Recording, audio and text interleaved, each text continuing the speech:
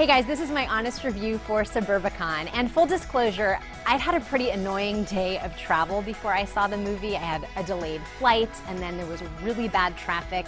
Even the elevator that I rode in stopped at every single floor on the way. So by the time I got to the movie, I was feeling pretty worn out. But I had had a delicious dinner of stir fry, a lot of it, and a glass of wine, and my expectations for the movie were high. It's a dark comedy set in the 1950s in a seemingly idyllic master-planned community. A white family is doing despicable things in their home, but their neighbors don't even notice because they're too busy harassing a black family who just moved to town. That happened in real life, by the way, in a place called Levittstown, Pennsylvania, back in 1957. George Clooney wanted to kind of juxtapose that true story with the crazy crime story, which was an existing Coen Brothers script. It's meant to be a metaphor for racism in America, a great concept, just not a great execution. But first I'll talk about what worked in the movie. Okay, the acting is just so great, masterclass. Matt Damon is amazing as this sort of bumbling, inept, pompous criminal. He plays a middle-aged father. He's kind of beefy in this movie and just a buffoon. And then Julianne Moore is great. She actually plays two characters, twins, one of whom is kind of diabolical, as you will learn, and she pulls it off. I also just loved the sets. It is set in the mid-century, in the late 1950s, and everything is so detailed, from the cars to the homes, the furniture. There's even a grocery store where they recreated cans and the packaging from that period. So it's really great to look at, and it's beautifully shot. The cinematography is great, and George Clooney has a terrific eye as a director.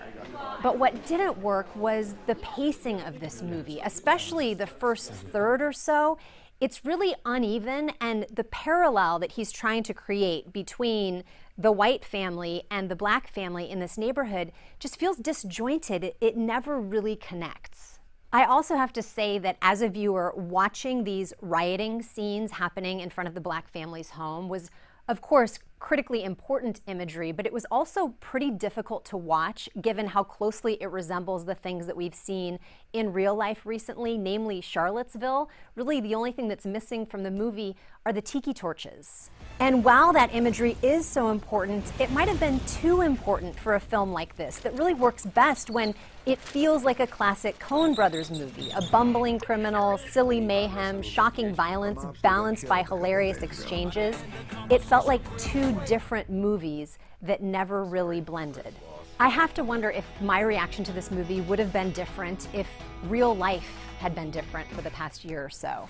Maybe, just like maybe my reaction would have been different if I had eaten a little less stir fry or if I hadn't had such a difficult travel day. But if I'm being honest, my reaction to Suburbicon is that it could have been great, but instead, I think it's just okay. It was a movie made with the best of intentions and the best of messages, but it just kind of fell short for me. So I will keep my fingers crossed for a good director's cut and maybe a world where these kinds of images don't feel so familiar.